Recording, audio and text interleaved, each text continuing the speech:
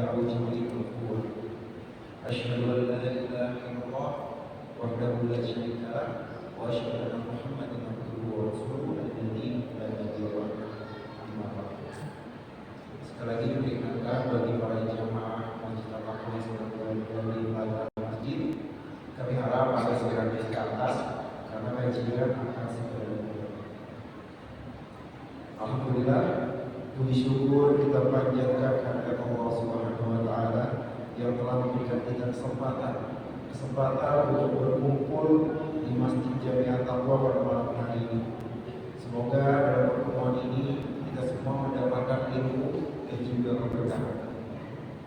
Yang terhormat Ustaz Taufik Ramadan selaku pimpinan dari Tajwid dan Tajwid pengurus masjid dan hadirin sekalian yang insyaallah dirahmati oleh Allah Subhanahu wa taala. Sebelum kita memulai kajian, mari sama-sama kita membaca basmalah. Bismillahirrahmanirrahim. Pada kesempatan kali ini kita akan bersama-sama menyimak terkait kajian yang insyaallah akan disampaikan oleh Ustaz Fadi. Beliau akan membahas tentang mengapa Allah memerintahkan kita untuk beribadah, yang insyaallah akan bermanfaat untuk menambah ilmu dan meningkatkan keimanan kita. Kita simak secara baik dan bersama, dan semoga Allah Subhanahu wa taala senantiasa memberkahi setiap langkah kita. Wassalamualaikum warahmatullahi wabarakatuh. Kepada Ustaz Fadi kami persilakan.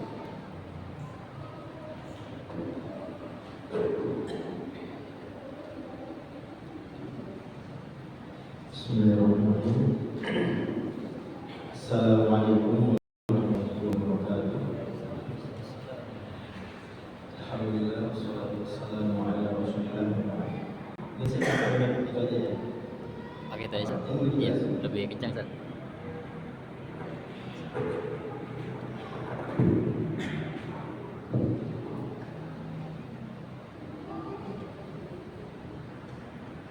Para jamaah i'tikaf yang dirahmati Allah Subhanahu wa taala. Pertanyaan kita malam ini yang bagus kita pikirkan dan kita renungkan terlebih di malam ganjil terakhir bulan Ramadan adalah mengapa Allah Subhanahu wa taala memerintahkan kita untuk ibadah. Tentu kita semua tahu prinsip asalnya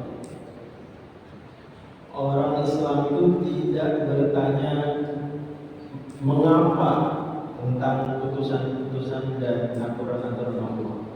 Itu defaultnya. Sebagaimana dinyatakan oleh Al-Qadhi Al-Ala, la yuqalu lima fa'ala lima. Tidak boleh ditanyakan tentang perbuatan Allah, perintah Allah, mengapa. Wala yuqalu li dzatihi wa sifatihi kaifa. Ada zat dan sifatnya yang bertanyakan bagaimana. Ini normalnya.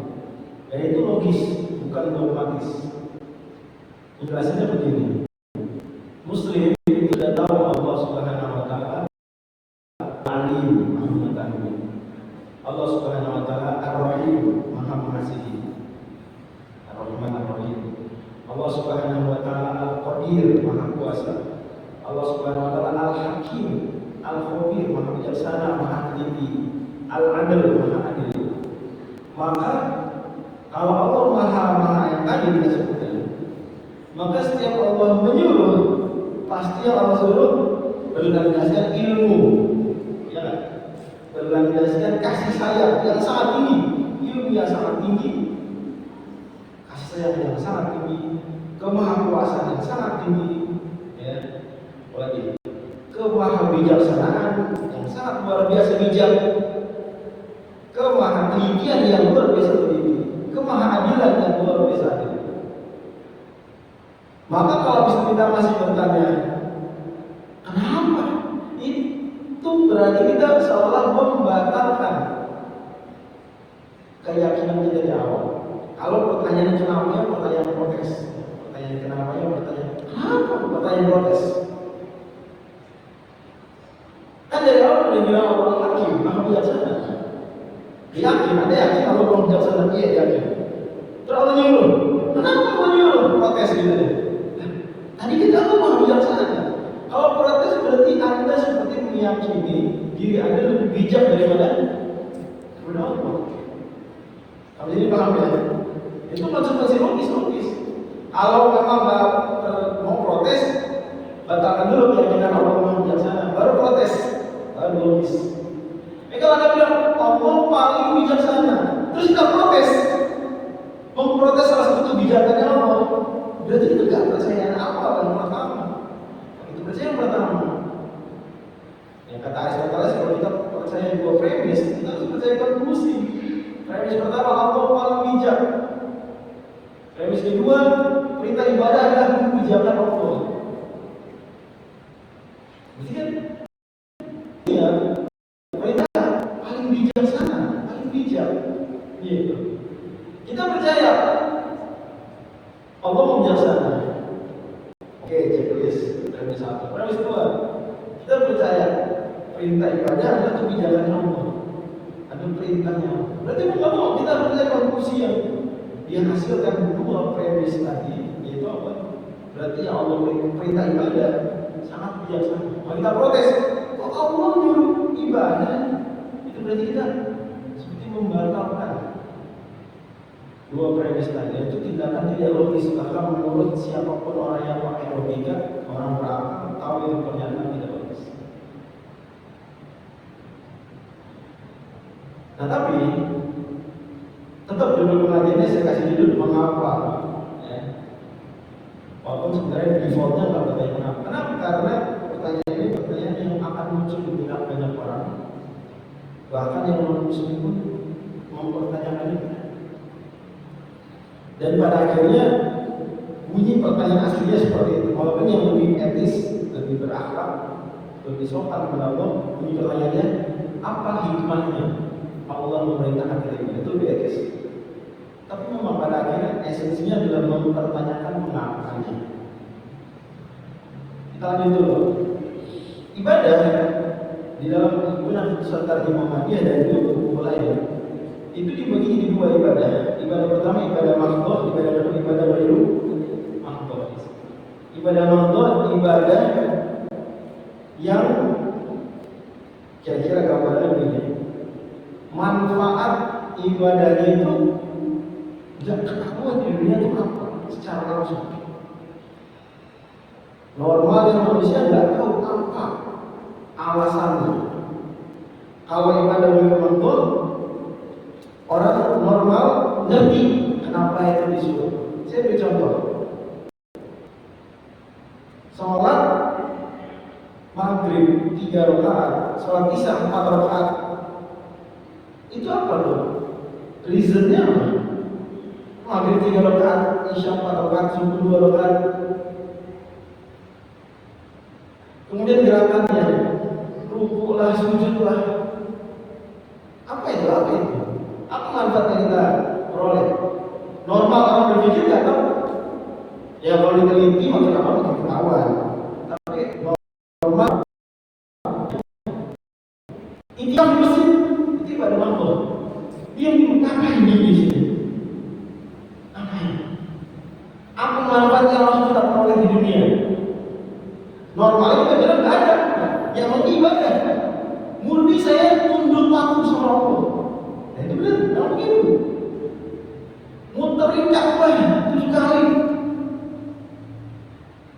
Apa manfaat yang langsung terpahami kita? Normalnya kita nggak tahu. Kalau dicari, penelitian mungkin, tapi orang normal nggak tahu. Lempar batu jumroh. Apa? Ini ranah ibadah makhluk. Kalau ibadah ghairu makhluk, misalnya zakat. Orang normal tahu zakat manfaatnya terasa manfaat zakat. Cuma ada yang dapat duit, ada yang dapat beras. Berbakti pada orang tua, ibadah bukan? Orang ngerti, iyalah berbuat baiklah orang tua yang udah susah-susah mengajar. Apa lagi ibadah? Memberi nafkah kepada anak, ibadah bukan?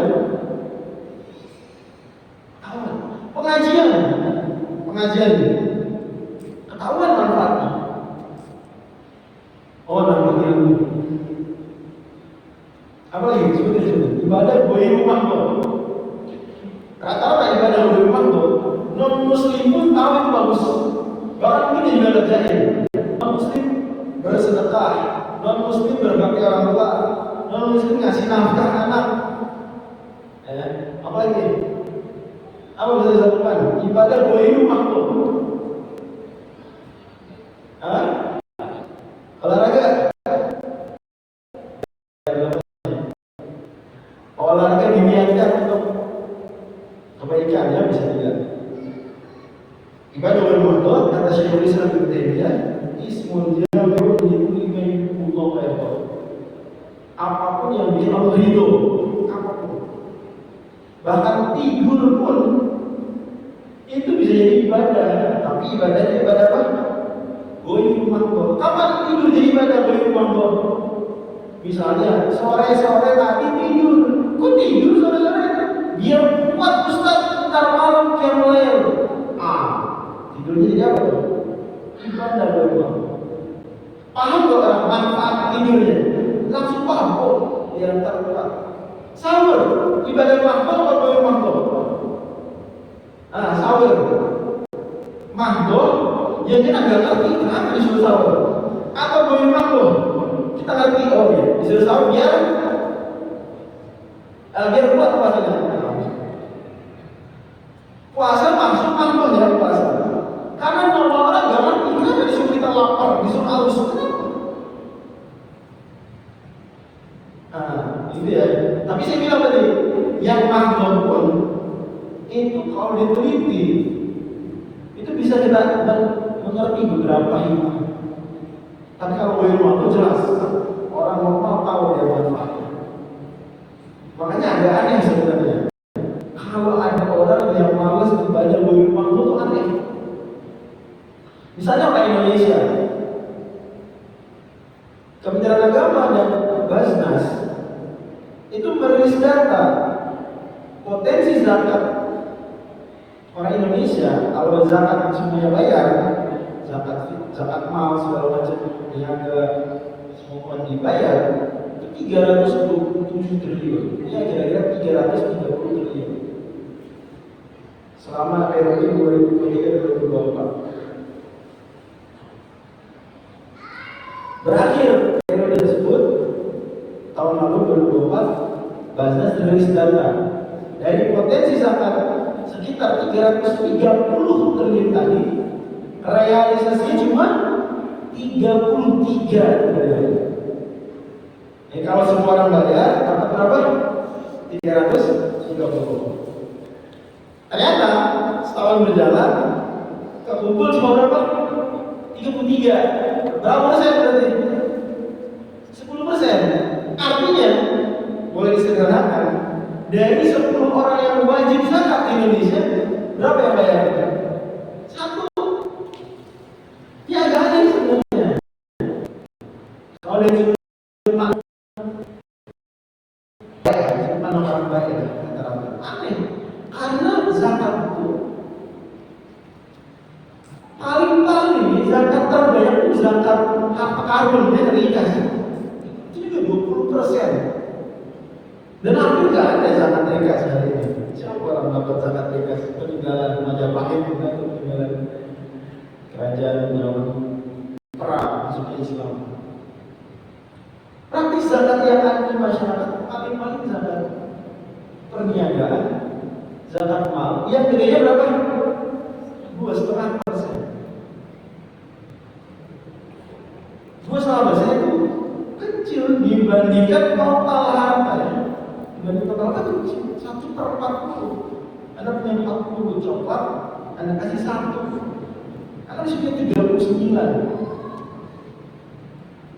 Dan 1 kecil itu sebenarnya bukan punya Anda, bahkan dari pandangan Islam, tapi punya orang, punya masyarakat.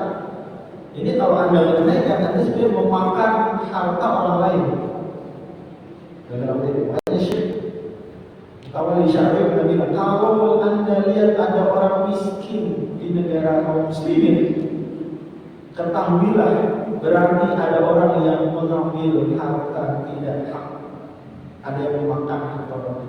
Bentuknya bisa dua, bisa korupsi, bisa nggak bayar zakat.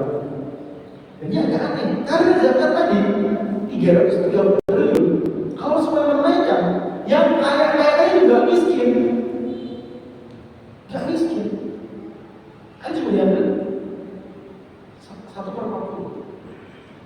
Tapi dari yang 1/40 tadi karena 330 triliun itu bisa ngasih uang 10 juta ke 33 juta orang. 330 triliun artinya apa? Bisa ngasih 10 juta ke berapa orang? 33 juta. 10 juta. Orang miskin di Indonesia, data Badan Statistik terbaru itu 26 juta. Nanti kalau semua orang di Indonesia belasan juta, ya. Ke semua orang miskin tadi 26 juta kasih belasan juta, bayangkan dahsyat ya. Artinya dia kan miskin di Indonesia definisinya orang yang duitnya untuk memenuhi kebutuhan berapa per bulan? 600.000. Nah, dikasih 12 juta setahun, berarti kan sejuta per bulan, udah gak miskin lagi. Nah, kalau kita sering dengar zakat mengatasi kemiskinan, bener. Syaratnya apa? Ditunaikan. Kalau nggak ditunaikan dia nggak ada zakat. Jangan begitu nyalain Islam ini payah. Katanya zakat mengentaskan kemiskinan. Indonesia mayoritas muslim, banyak orang miskin. Nah, ini salah. Dari sudut pandang dia cuma membayangkan Indonesia orang Islam, terus menyatakan ada Islam. Harus dicek orang Islam Indonesia dari zakat atau enggak? Jawabannya enggak. 90% tadi kita udah bilang enggak beda. Jangan mengukur zakat pakai zakat fitrah, ya jangan kecil. Ini satu dari sekian macam zakat. Kira-kira ada 10 macam zakat. Zakat fitrah itu yang paling kecil. Walaupun dia efeknya juga luar biasa, tapi dibandingkan zakat-zakat ini nggak ada apa-apanya. Tapi orang kayaknya udah merasa menunaikan rukun Islam zakat gitu ya. Kalau udah bayar zakat fitrah, padahal dia masih belum bayar zakat mal. Zakat mal itu biar dapat gambarannya. Kalau uang kita 100 juta, anggap udah contoh. Berarti berapa bayar zakat? 100 juta bayar zakat berapa? 2,5 juta rupiah. Karena bayangkan punya duit 100 juta, bayar zakatnya itu 2,5 juta. Kecil apa gede? Kalau dibandingkan 100 juta kecil, tapi kan orang kadang kasih itu melihat yang dikasihnya. Oh, 2,5 juta, gede juga nih. Bisa beli tablet satu nih, gitu ya, 2,5 juta. Dapat tablet, gini gitu. Dapat HP yang di depan saya mungkin 2,5 juta dapat. Gitu ya. Orang mikir gitu kan, itu setan ya. Kalau duit zakat miliar, 1.000 juta berarti ya. Berapa berarti zakatnya? 25 juta. Kecil gede. Kalau dibandingkan duit 1 miliar kecil, 25 juta. Akhirnya setan bilang, kamu kasih 25 juta ke Lazis Depok, 25 juta gede banget. Kalau duit saya 1 triliun, berapa ngasih zakatnya? Berapa zakatnya? 25 miliar. 1 triliun 25 miliar. Lo berapa? APBD kota Depok berapa? Cek kan APBD 2024 4,2 triliun. Oke. Lanjut. Jadi kita bilang lagi, ibadah bulan Ramadan itu sudah aneh kalau orang nggak menunaikan, karena manfaatnya langsung terasa. Contoh lain, ibadah bulan Ramadan bakti orang tua, ibadah bulan Ramadan. Kita ngerti kenapa Rasul kita bakti orang tua, ngerti kita. Yang gitu ya. Semua ibadah bulan Ramadan itu mudah dipahami mengapanya. Yang susah ini, dan ini titik utama pertanyaan kita. Apa pertanyaan tadi awal?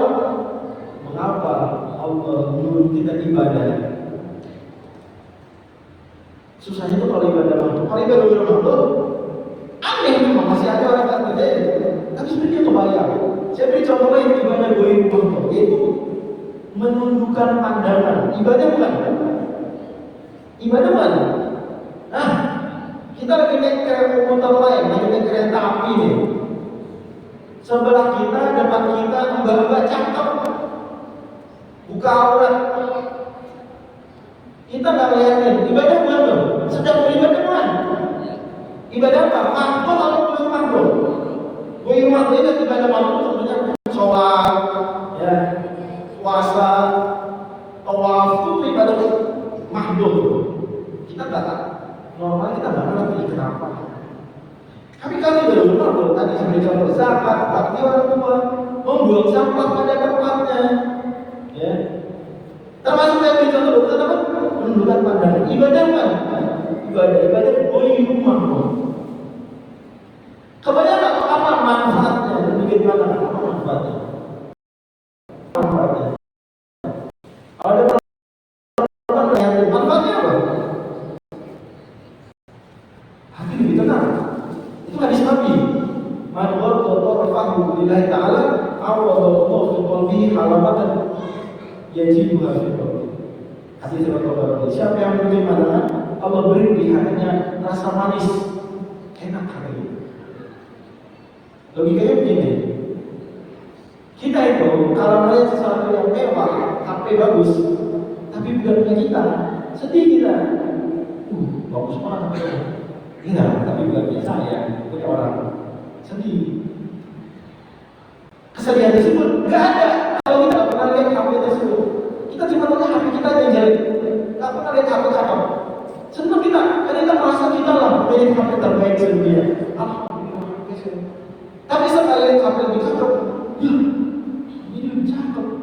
Tapi bukan punya saya. Sedih, ya nggak? Kita naik motor, oh nggak ada apa-apa. Saya waktu kita ninja, bukan ninja yang bertopeng, ninja yang mahal, motor mahal. Itu berkurang tuh kebahagiaan kita tuh, gitu ya, kira-kira gitu. Sekarang depan kita perempuan cakep, tapi bukan punya kita liatin, ujungnya bukan kita, sedih hati kita. Andai kita nggak lihat, kita nggak sedih. Nah itu penelitian, ya penelitian Universitas Praha, Ceko, tahun 2023, Profesor Dr. Peter meneliti bahwa melihat konten perempuan cakep dan seksi di internet bikin sedih. Saya ulang, riset beliau. Itu orang Muslim, orang Ceko ya, di Praha, Universitas Praha, di kota Ceko. Melihat perempuan cakep dan seksi di internet bikin sedih.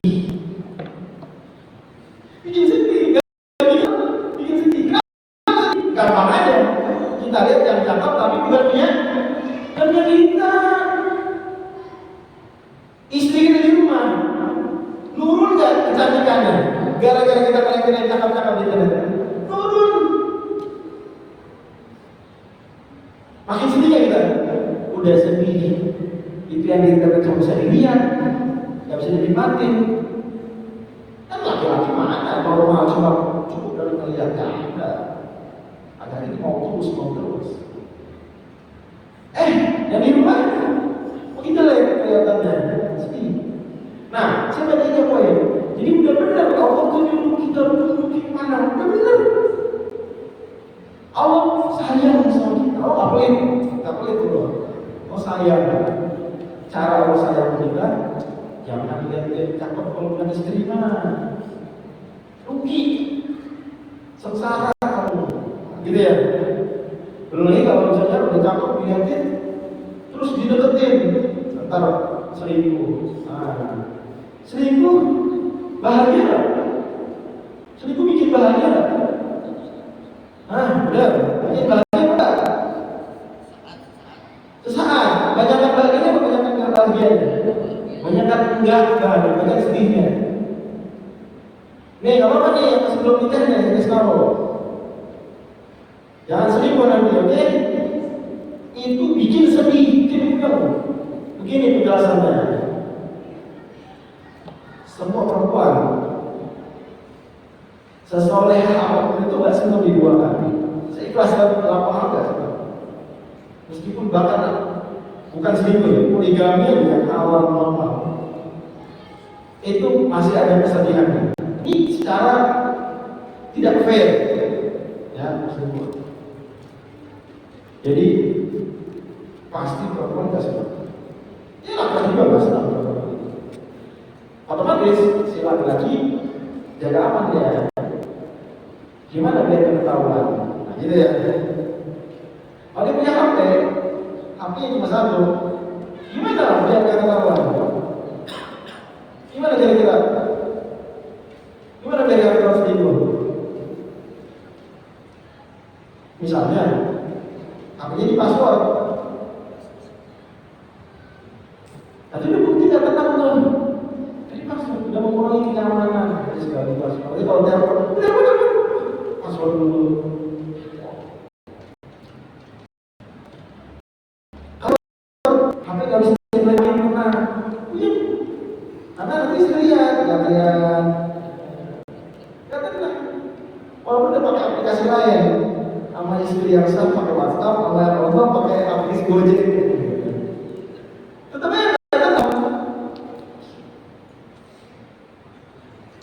belum namanya selingkuh, mesti ngasih sesuatu, ya.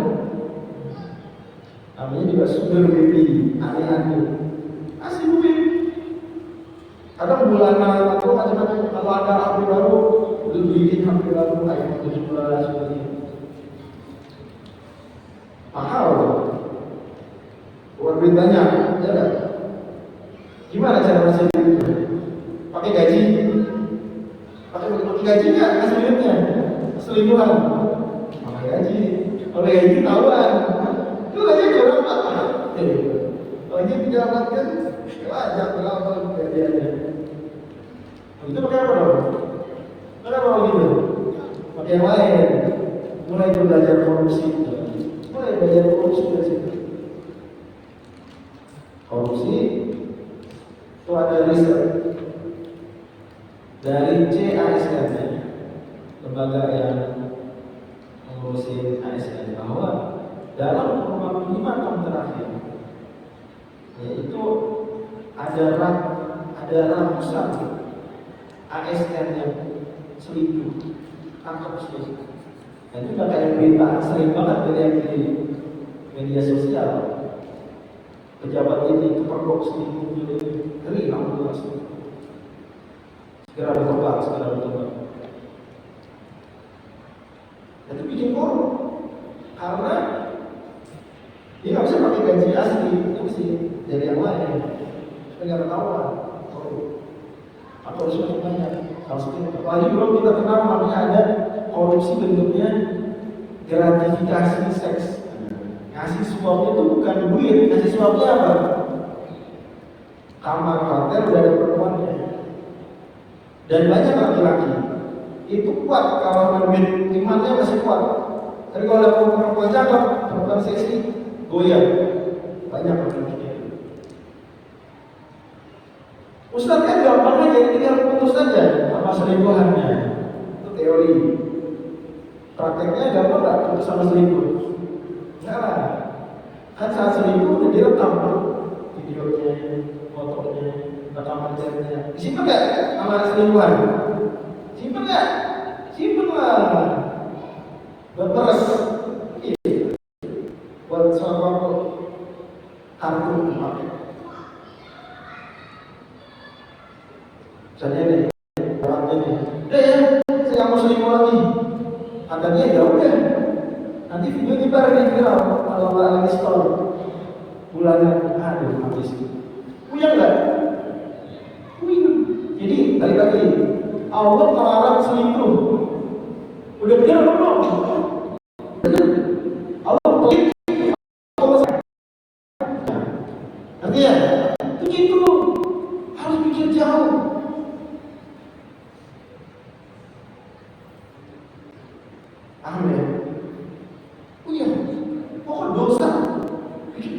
Allah Subhanahu wa berfirman di surat Al-Nasyr, "Wa wada'na 'anka wizrak alladzi anqadha dhahrak." Dan kami hilangkan wizraka, dosamu. Dosa atau wizr, dosa apa? Alladzi anqadha dhahrak. Dosa itu membebani punggungmu. Dosa itu bikin beban hidup.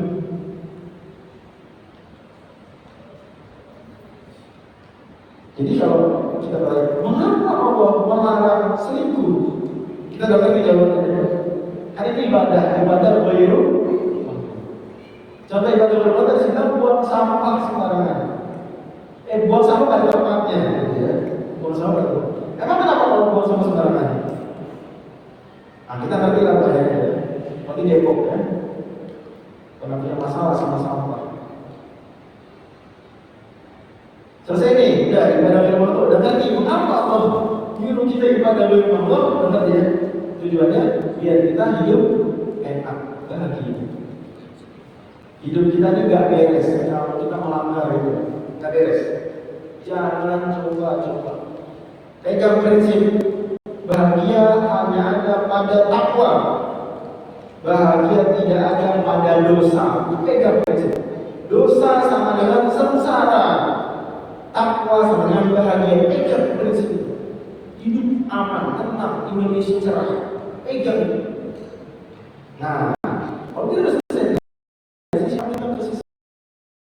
Mengapa Allah minta ibadah yang mahdoh? Sholat, ruku, sujud, apa?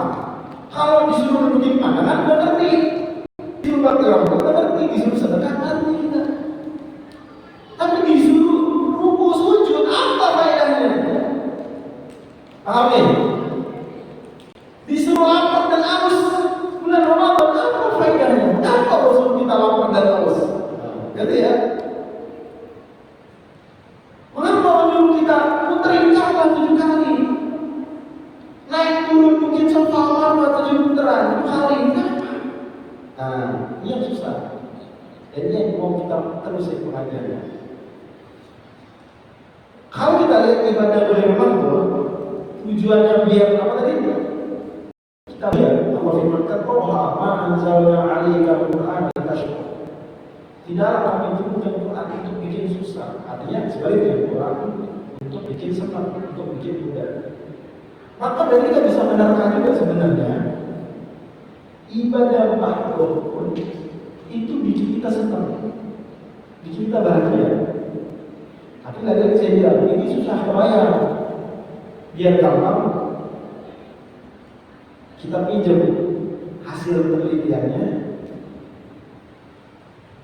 Dr. Ferguson dari Harvard, Universitas Harvard, tahun 2019.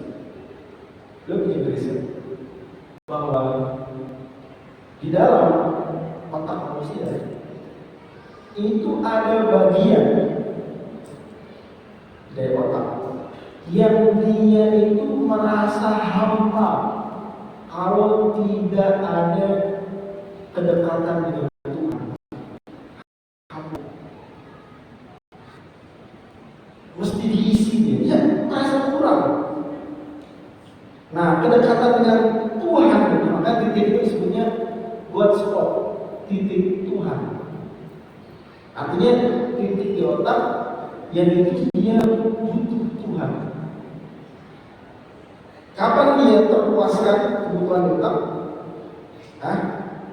Kalau sudah menjalin kedekatan dengan Tuhan. Dalam hal ini orang Islam, hasil penelitiannya open ya, dia membuka dekat pada Tuhan untuk apapun agama.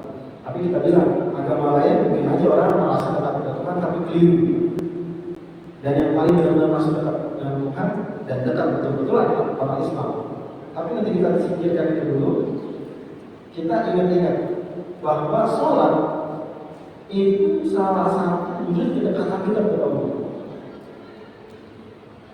Bahkan dalam hadis Nabi SAW hadis Bukhari Muslim, "Aqrabu ma yakunu bainal 'abdi wa rabbih wa huwa sajid." Paling dekat hamba dengan Allah itu saat sujud, itu dekat. Artinya, sholat ini manfaatnya buat kita apa? Memenuhi kebutuhan kita. Kita butuh ibadah makhluk, butuh. Para bapak dan ibu sekalian. Mungkin yang hadir di sini tidak kebayang kebutuhan tersebut. Karena alhamdulillah kalau iktikaf sampai malam 29 itu berarti rajin ibadah. Biar kebayang kan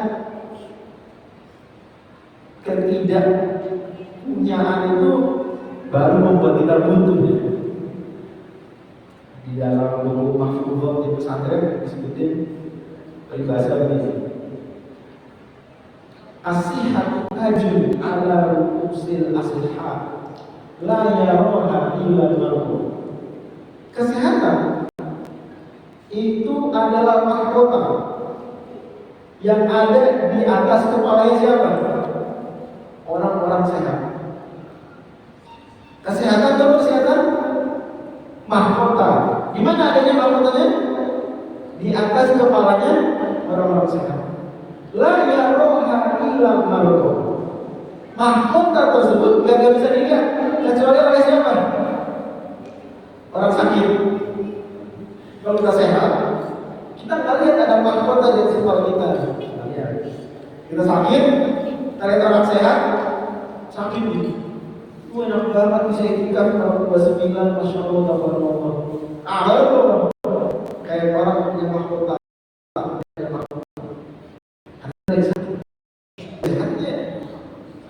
Sama.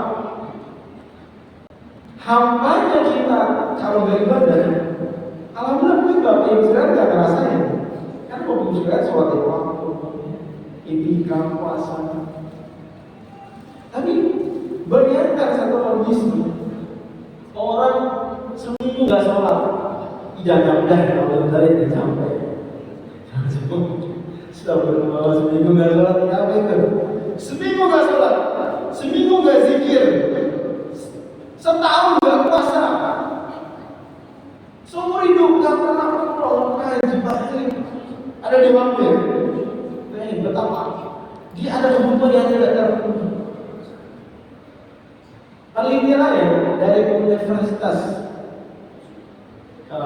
California, ya, tahun 2020 pernah riset bahwa orang yang tiap minggu datang ke gereja itu 2 kalimat lebih bahagia daripada yang tidak datang ke gereja. Bayangin, ke gereja seminggu sekali, dan dapat ibadahnya seminggu sekali. Atau menaikkan kebahagiaan sebegitu banyak. Orang Islam itu masjid berapa kali seminggu? Berapa kali ke masjid seminggu orang Islam? Yang ideal berapa kali? 35 kali. Berarti kalau bahagia itu bahagia. Makanya rata-rata orang Islam itu kayak nyantai hidup dunia. Dia rata-rata nggak terjebak hasrat karakter, meskipun susah, tapi bahagia. Orang kan sering melihatnya kuliah itu. Kalau kata Marxis, orang-orang Marxis juga bilang agama adalah candu, membuat orang lalai dari masalah hidup. Enggak candu dia. Memang apa yang Anda cari di dunia? Apa yang Anda cari? Anda nyari apa? Nyari duit. Betul nyari duit.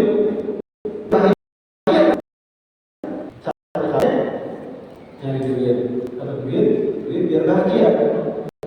Lah, orang Islam sebelum punya duit udah bahagia, udah menemukan kebahagiaan. Di mana kebahagiaannya? Karena saya nggak bilang kita habis ini nggak nyari duit, saya nggak begitu. Bahkan bapak-bapak kalau nggak nyari duit dosa, tidak beribadah berarti. Karena punya kewajiban ibadah di rumah Allah, namanya apa tadi? Memberi nafkah. Punya ibadah di rumah Allah, zakat. Saya nggak bilang kayak jadi duit, saya cuma bilang orang Islam tanpa duit pun bisa bahagia karena sudah punya sumber kebahagiaan. Apa itu tadi sumber kebahagiaannya? Ibadah Allah, dia sholat. Rasa satu bahagia. Ustaz, saya punya teman banyak satu, saya rajin sholat tapi saya nggak bahagia karena Anda konsep berpikirnya baru bahagia kalau punya duit. Itu bukan konsep Islam. Konsep Islam, duit salah satu cara saja mencapai kebahagiaan. Salah satu rukun. Tapi kalau kita punya konsep baru bahagia kalau punya duit, ya iya. Cuma soalnya bakal bahagia. Anda yang salah konsep. Tapi itulah kenyataan. Dengan sholat bahagia. Puasa misalnya. Puasa. Ini baru jawaban pertama ya. Jawaban pertama. Kita punya 3 jawaban. Jawaban pertama, Allah kenapa nyuruh kita ibadah makhluk? Ibadah kita normalnya nggak tahu apa kaidahnya. Sholat, sujud, puasa, lapar, haus, tawaf, putar-putar, sholat sa'i, naik turun. Apa manfaat Ustaz? Normalnya kita nggak tahu. Jawaban pertama, karena kita butuh. Kita bahagia dengan itu. Contohnya puasa. Kata Nabi SAW, "Lissu'imi farhatan." Orang puasa punya 2 kebahagiaan. Farhatun inda fitrihi wa farhatun inda liqa'i rabbih. Hadis riwayat Bukhari. Orang puasa punya 2 kesenangan. Senang pertama kapan? Pas buka puasa, senang enggak? Anda yang buka puasanya cuma yang putih, senang enggak? Senang. Senang. Itu bahagia yang kita nggak bisa rasakan kalau kita nggak puasa. Apakah sebenarnya kita maghrib bikin kita senang kalau nggak puasa? Kalau kita bikin empet sama air putih, gara-gara puasa air putih kecoa aja orang kalau puasa.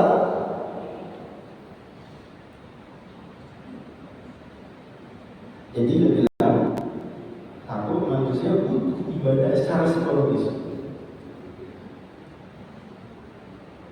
2, jawaban kedua, manusia kenapa disuruh ibadah? Antara pertama tadi biar memenuhi kebutuhan. Kalian butuh. Dan itu wajar karena kita diciptakan buat apa kita? Ibadah lah. Badan kita diciptakan untuk ibadah, otak kita diciptakan untuk ibadah. Kita bakal ibadah, kita merasa kurang. Banyak orang-orang ateis itu pernah bilang begini, misalnya C.S. Lewis, ateis terkenal terus obat. Dia bilang, saat saya ateis, saya selalu ingin membuang pikiran tentang Tuhan, tapi nggak bisa. Selalu mikirin Tuhan. Tuhan nggak ada, tapi ada di otak terus. Orang ateis itu mulutnya bilang Tuhan nggak ada, tapi di otaknya kepikiran Tuhan terus. Beneran? Kalau kita punya teman ateis, dia tuh sering aja ngomong tentang Tuhan. Coba aja, saya punya teman ateis, sering aja ngomong tentang Tuhan, sering aja berdebat. Mungkin tuh, lihat aktivis ateis di medsos, dia bawel. Dia suka nyindir, ini orang Islam ini mabuk agama, dikit-dikit agama. Dia sendiri konten YouTube-nya tiap hari bahas agama. Orang ateis. Sampai akhirnya salah satu ateis itu bela diri di YouTube. Dia bilang, inilah kontennya begini kayak judul manfaat tiap hari ngomongin agama. Orang ateis di mana-mana narasinya ini orang-orang agama, orang Islam terutama mabuk agama tiap hari agama dididik agama. Dia ateis kontennya Tuhan nggak bisa karena memang itu kebutuhan kita nyari terus Tuhan.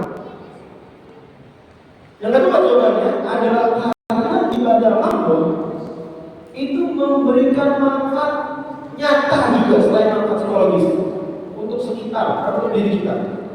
Contohnya puasa. Dengan kita lapar dan haus, kita yang biasanya nggak pernah lapar. Ada orang mungkin nggak pernah lapar, benar-benar lapar karena dia baru makan, nggak lama dikit dia pesen GoFood cemilan.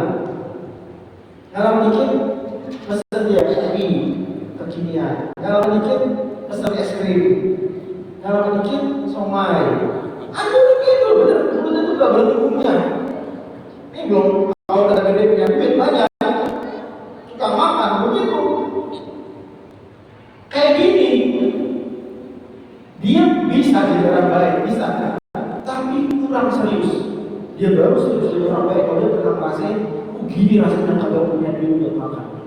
Gini rasanya, mau makan siang, nggak bisa. Nah, baru dia pikir, oh ini. Makanya kita nggak boleh ngerayain misalnya program Jumat Berkah, apalagi makan bergizi gratis. Kita ngerayain, silakan kritik yang membangun silakan, tapi kita nggak bisa ngerayain itu program. Pertanyaan saya, Jumat Berkah yang antri banyak nggak? Banyak. Di dekat tol Musa, ada bubur gratis. Antri banyak nggak? Panjang. Ada lapak bagi makanan gratis. Antri panjang siang-siang. Ini kalau dibilang gak berkemanfaat kata. Bahkan Harun al-Rashid pernah ditanya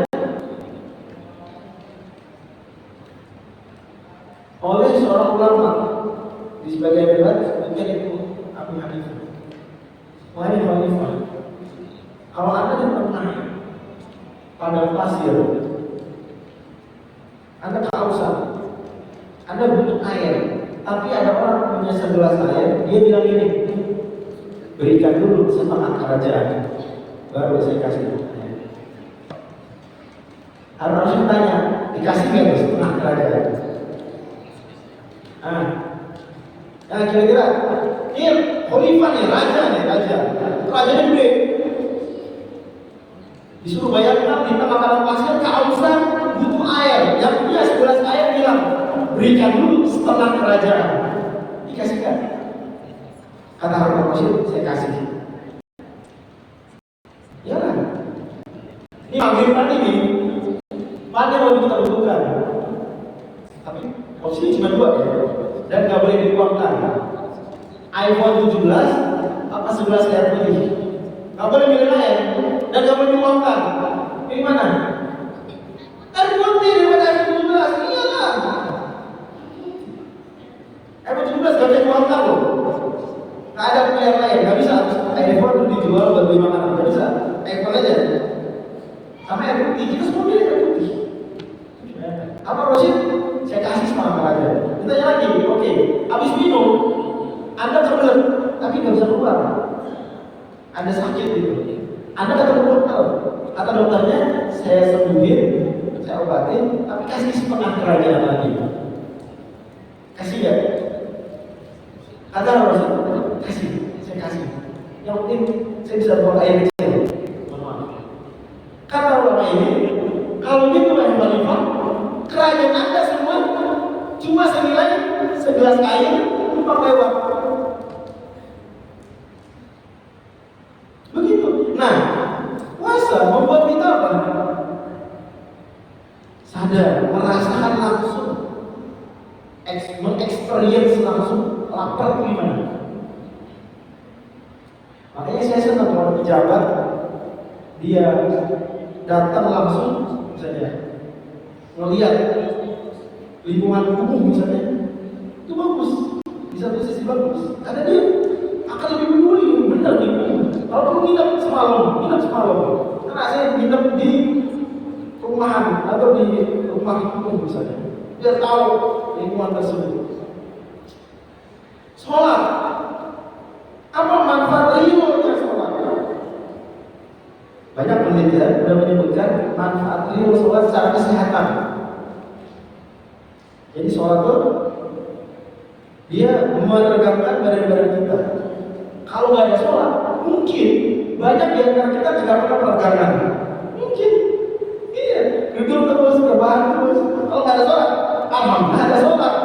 Jadi kita ada berdirinya, kita ada nekuk punggung, kita ada nekuk duduk gitu, ada peregangan sujud.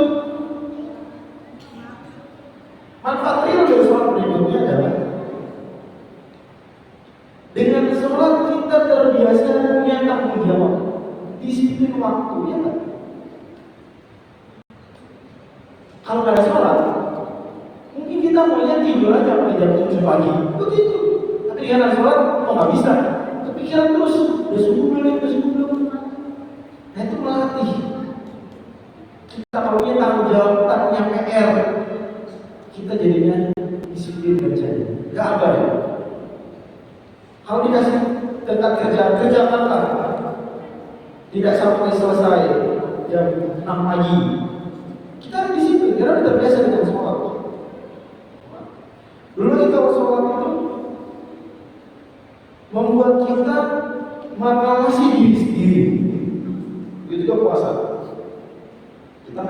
CCTV. Orang siapa yang ngecek udah sholat belum?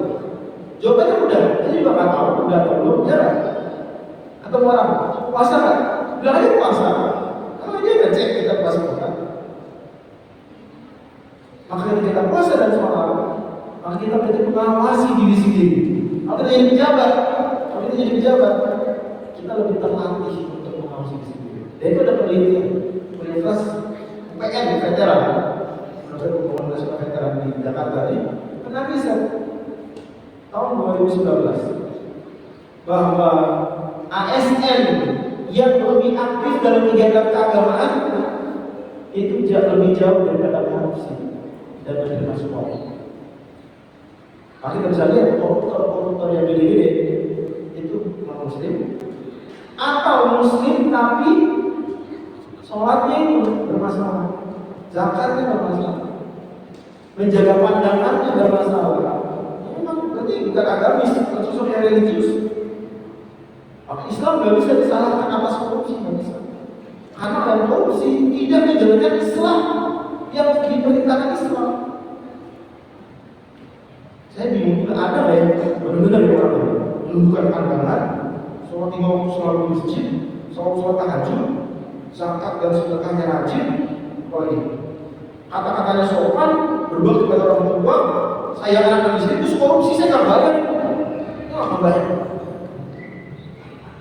Walaupun itu masih mungkin aja karena saya tahu kita jauh dari kenyataan. Nah yang ketiga, jawaban terakhir, andai hikmah tadi semua kita nggak tahu, andai maka yang ketiga itu sudah cukup apa? Allah menyuruh kita ibadah banget untuk menguji kita. Untuk apa? Ujian. Hidup ini Allah menciptakan di dunia ini untuk bikin senang aja atau ujian. Untuk ujian. Kalau disadari, jangan kita punya konsep Allah menciptakan kita di dunia hanya untuk bikin kita bahagia. Itu keliru. Bahkan kalau bisa dibilang anggapan yang mustahil terwujud. Ada nggak di dunia ini orang yang bahagia 100%? Ada nggak? Kalau kita bayangkan, oh Ustaz, ada aja lah orang yang udah S1, S2, S3, Harvard, lagi istrinya 4 cakep semua, seksi semua, akur, itu 4 kita. Apalagi? Duit banyak. Lo nggak banyak lagi. Apa kira-kira banyak? Dia masih nggak punya ketidakbahagiaan. Maksudnya apa? Apa ketidakbahagiaan yang dia punya? Apa? Dia takut mati. Ya, takut mati kan? Apalagi dia masih takut uangnya nggak kurang. Masih takut. Jangan dikira orang udah kaya datang uang berkurang, kan? Kita ada penelitian bahkan, ya, bahwa makin kaya orang itu tidak membuat dia mudah mengeluarkan uang, enggak otomatis. Dia malah jadi makin berhitungan. Bahkan kalau kita cek pengusaha daftar orang terkaya di Forbes list 10 orang terkaya, dia punya utang kaya kan? 10 orang terkaya punya utang nggak berapa? Berapa utangnya? Itu utang kalau kita dengar, kita juga stres. Kita dengar berapa utang, kita stres kita. Dan itu udah hal yang gampang. Semua orang berusaha dia bisa dibilang kata hampir semua.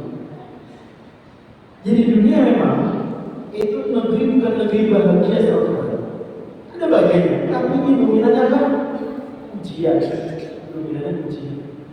Negeri ujian. Salah satu ujiannya adalah kita disuruh melakukan hal yang anggaplah kita nggak tahu apa faedahnya.